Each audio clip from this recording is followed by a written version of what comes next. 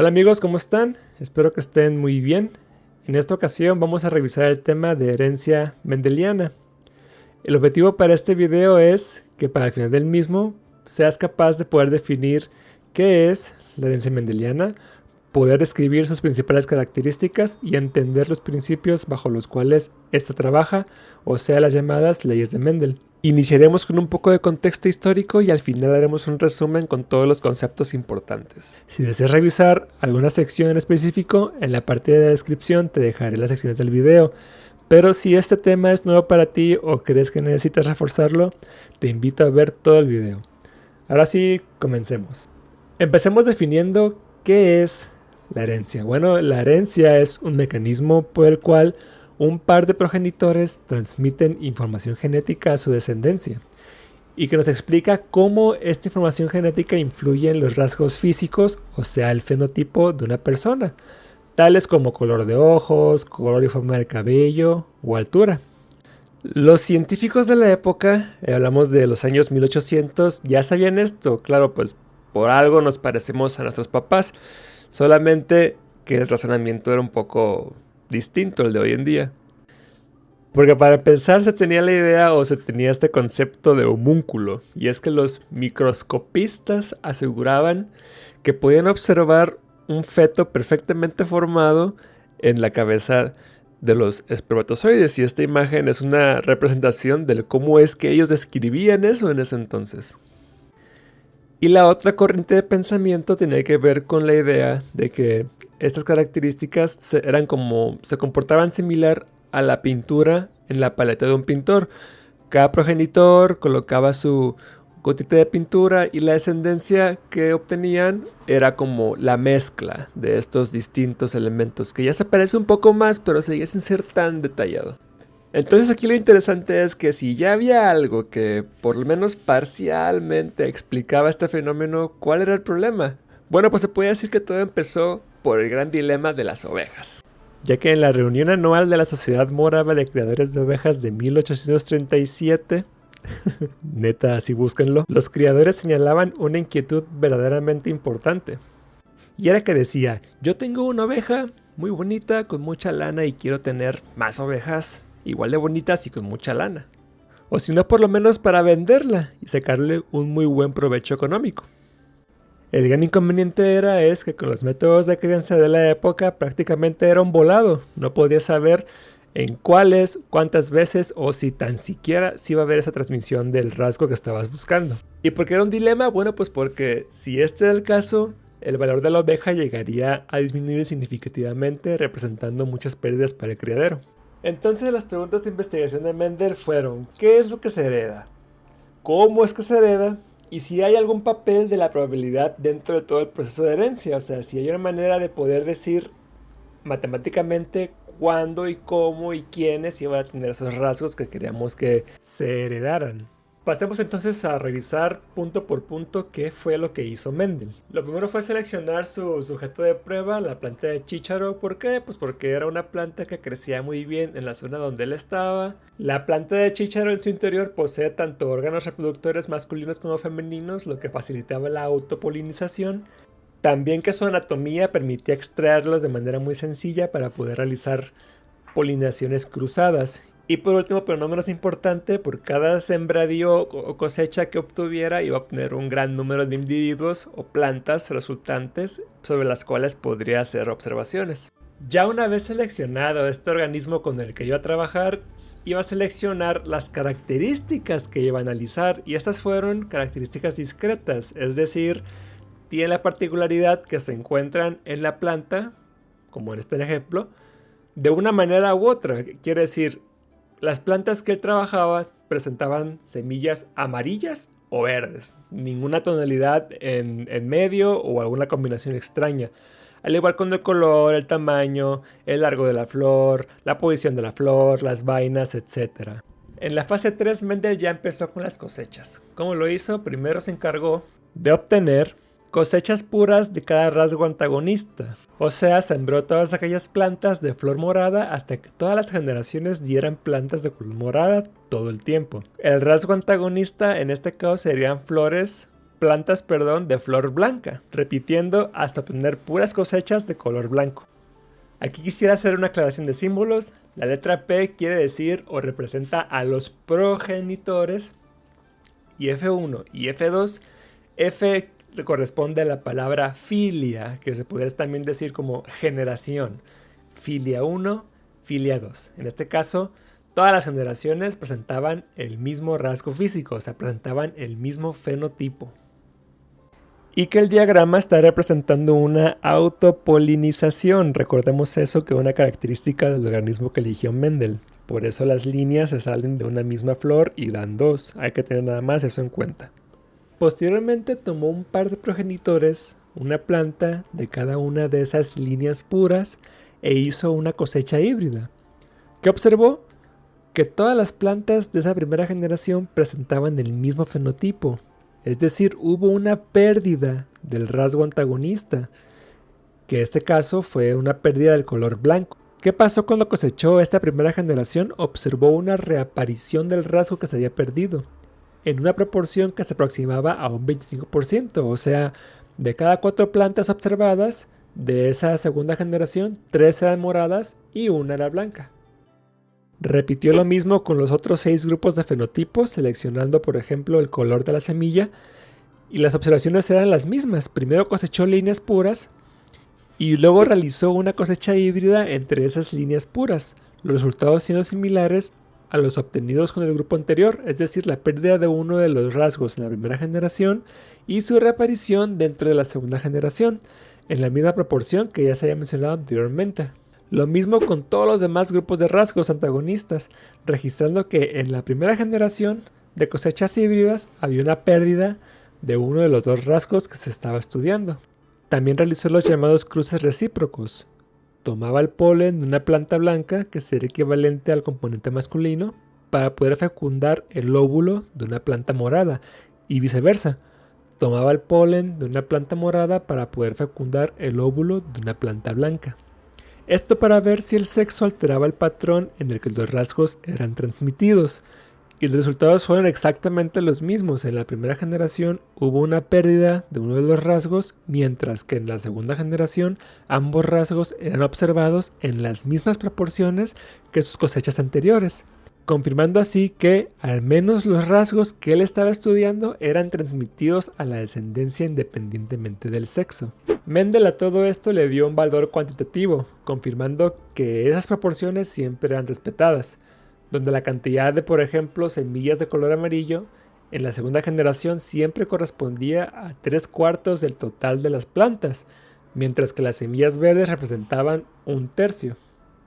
El resultado de estos 10 años de investigación fue un paper titulado Experiments on Plant Hybrids by Gregor Mendel, publicado en 1866. Mendel reportó que los rasgos físicos, como el color o la forma de la flor, se transmiten siguiendo ciertos patrones. Luego concluyó que esta transmisión estaba dictada por unidades biológicas no visibles, que determinaban cuándo y qué tan seguido aparecen estas características físicas. Él aún no lo sabía, pero en ese momento, con esa definición, ya estaba describiendo lo que hoy llamamos genes, que en el caso de organismos diploides como nosotros los humanos, o en este caso las plantas, cada progenitor aporta una copia de ese gen, a lo que llamamos alelo. Y decimos que los individuos pueden ser homocigotos si tienen las 2 copias iguales, o heterocigotos si tienen diferentes. En los casos que Mendel observaba que un rasgo desaparecía en una generación pero aparecía en la siguiente, se lo atribuyó a un factor o un comportamiento dominante de uno de los rasgos sobre el otro. Finalmente, propuso que estas unidades hereditarias se separan durante la formación de los gametos y se vuelven a combinar al formar una nueva planta. Algo importante que me gustaría aclarar en este punto del video es la diferencia entre gameto y alelo. A nivel personal, cuando yo estaba estudiando por primera vez este tema, me llegó a causar mucha confusión eso. Yo llegué a pensar que eran cosas similares o que eran lo mismo. Pero no, los gametos son un tipo de célula.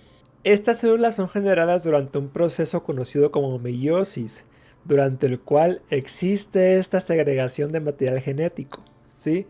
de una célula diploide, es decir, en humanos, por ejemplo, esta célula que posee 23 pares de cromosomas, pasa por la meiosis para producir células con solamente 23 cromosomas, es decir, la mitad, es decir, una sola copia de cada cromosoma. De todos los genes que están dentro de ese cromosoma, decimos que tenemos un solo alelo por gen, una sola copia, ¿sí? Correspondiente a que nada más tenemos una copia del par completo que teníamos antes del proceso de la meiosis. Entonces, a palabras sencillas, un gameto es una célula sexual.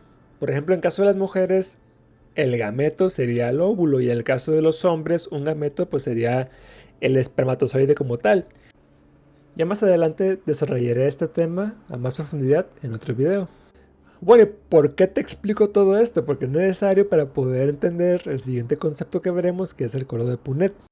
Esta es una representación gráfica que nos facilita observar cómo se transmiten los genes de un par de progenitores a una descendencia. ¿Cómo se hace? Pues supongamos que tenemos un par de progenitores, ¿sí? Siguiendo con el ejemplo de las plantas, ambos pertenecen a un linaje puro, es decir, tanto su genotipo como su fenotipo es uniforme.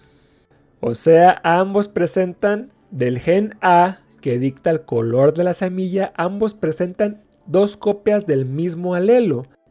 A mayúscula, A mayúscula. ¿Por qué mayúscula? Porque ya aprendimos que este gen, este alelo del gen A para el color de la semilla, tiene un carácter dominante sobre el otro, que vendría siendo A minúscula. El alelo A minúscula, ¿para qué da? Color verde. Ok, continúo con el ejemplo.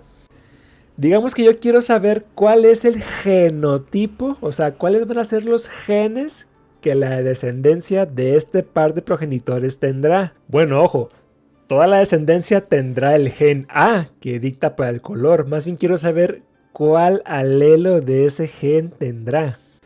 Yo tengo que tomar cada gameto posible que ese progenitor va a formar. ¿Qué va a tener consigo cada gameto? Una copia del gen, un alelo de cada gen, y debo colocar todos los gametos posibles de un progenitor en las columnas de una tabla y todos los gametos posibles del otro en las filas de esa misma tabla. Y bueno, antes de mostrarte la tabla cómo quedaría, te estarás preguntando, bueno, y pues esta movedera que estoy haciendo, ¿qué o qué?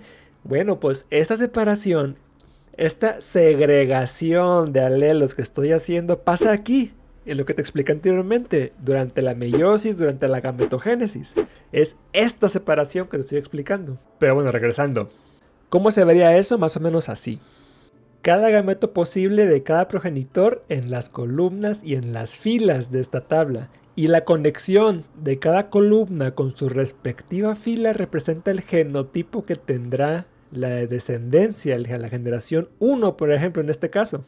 Y podemos sacar conclusiones. ¿Cuál es el genotipo de toda la descendencia? Todos son homocigotos de AA, porque es una línea pura. ¿Y qué fenotipo presentan? Todos son amarillos, por lo mismo. Y de la misma manera podemos hacer varios ejemplos. A ver qué pasa si ahora tomamos dos progenitores de líneas puras distintas, teniendo el genotipo AAAA. Ambos homocigotos para el gen A, pero el alelo es distinto. Uno tiene el alelo dominante y otro el alelo recesivo. Siguiendo la misma lógica, ponemos cada gameto posible de cada progenitor en las columnas y en las filas, y haciendo la conexión nos da cuáles son los genotipos que esa generación, o sea, la primera generación de esa cruza puede tener.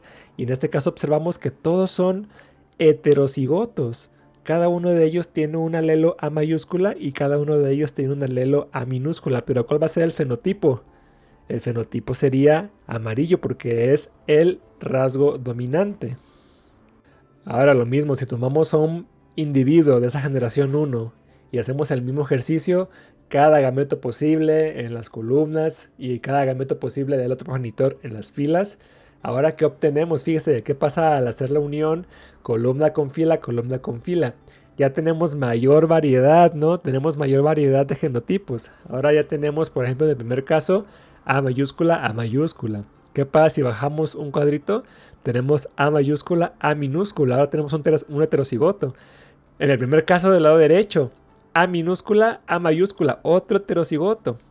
Ahora A minúscula y A minúscula, un homocigoto recesivo. Es aquí donde ya se explica la reaparición de los rasgos perdidos dentro de la segunda generación. Ese rasgo que la primera generación pierde, pero reaparece en la segunda generación.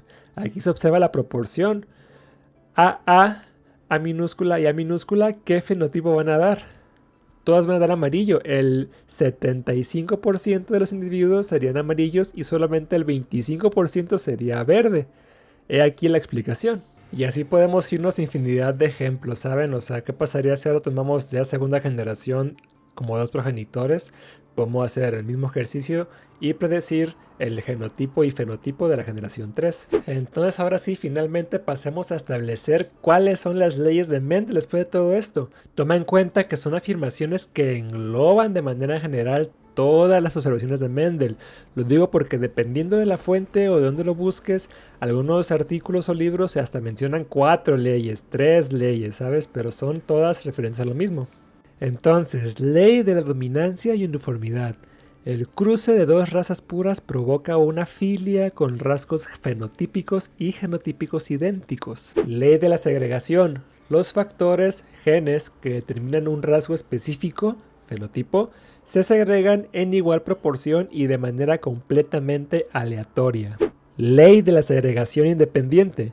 La segregación de un factor en específico que dicta un rasgo en específico no depende de la segregación de otros. Y de las observaciones de Mendel derivan cosas muy importantes como la regla del producto, que establece que la probabilidad de que dos o más eventos ocurran al mismo tiempo es igual al producto de las probabilidades de que cada evento ocurra de manera independiente.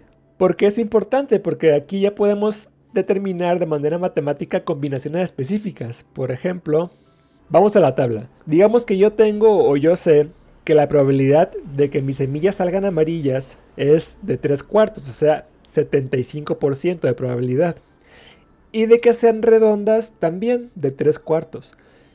¿Cuál es la probabilidad de que mis semillas sean amarillas y redondas? Bueno, la probabilidad es igual a la multiplicación de esas dos probabilidades individuales. Y así sucesivamente. ¿Cuál es la probabilidad de que sean amarillas y rugosas? Ahora, de que sean verdes y redondas, por ejemplo. De hecho, la tabla tiene un error, la saqué de un libro. De que sean verdes y redondas, pues es del 3/16. O de que sean verdes y rugosas, de 1/16. Esta es la regla del producto. Listo, ya terminamos. Ahora hagamos una recapitulación. Conceptos básicos. Aquí te lo dejo casi para que nada más le tomes una captura de pantalla y los estudies. Durante toda esta presentación revisamos qué es un gen, qué es un alelo, qué es un fenotipo. Hablamos de homocigotos, heterocigotos y de dónde y quiénes son los responsables o cómo es que esta información genética se transmite, que es a partir de los alelos. ¿Cómo se generan? Durante la meiosis, pero pues eso lo dejaremos para otro video, ya dijimos. Entonces dijimos que para el final de este video te ibas a ser capaz de poder definir qué es la herencia mendeliana. Es un mecanismo de herencia mediante el cual un par de progenitores heredan características genotípicas y fenotípicas a su descendencia. Pero esta podría ser una definición de herencia como tal. ¿Qué es la herencia mendeliana? Bueno, es todo este mecanismo que se caracteriza por ser independiente del sexo, es decir, los genes se segregan de la misma manera independientemente del sexo del progenitor, que es posible determinar de manera matemática la proporción de rasgos que tendrá una filia. Un gen no depende de la segregación de otro y solamente aplica a rasgos monogénicos, fenotipos dependientes de un solo gen. Esto es muy importante porque estamos hablando de fenotipos que dependen, si se expresan o no, dependen solamente de un gen. Y es algo inherente de la herencia mendeliana. Por ejemplo, existen aquellas enfermedades autosómicas que pueden tener un carácter dominante o recesivo, donde se presenta justamente esto. Si el alelo afectado, que es el que presenta la enfermedad, tiene un carácter dominante, entonces basta con que solamente haya una copia de él para que la descendencia presente esa enfermedad. Sin embargo, si ese alelo tiene un carácter recesivo, entonces para que la descendencia presente esa enfermedad, tiene que haber dos copias de ese alelo, o sea, ambos progenitores tienen que ser portadores y debe de dar la casualidad o el infortunio de que alguien en su descendencia, por probabilidad, aleatoriamente, heredó ambos genes, ambos alelos afectados. Porque también están esas enfermedades o esa herencia multifactorial, o sea, esa herencia que consiste de muchos factores para que un rasgo se exprese. Un ejemplo de una enfermedad, la diabetes, no depende de un solo gen, depende de muchos factores. Así que siempre ten bien claro que no todos los genes siguen un mecanismo de herencia mendeliano. En ocasiones anteriores te he platicado del caso del ADN mitocondrial, que es por línea materna, y de la herencia ligada al sexo, que tiene que ver mucho con la posición de los genes en los cromosomas sexuales. Me gustaría dejarte 3 ejemplos de fenotipos que puedes identificar fácilmente y decir si posees el alelo recesivo o dominante. Incluso tal vez puedas determinar cuál es tu genotipo respecto a ese gen. Y ya, en serio, muchas gracias por tu atención. De todo corazón espero que este video te haya servido de algo. Un like si te gustó el video. No dudes en contactarme, ya sea en los comentarios del video o por correo electrónico. Dime qué tema te gustaría que desarrolle después. Y sin más por el momento me despido, espero verte en la próxima sesión de estudio.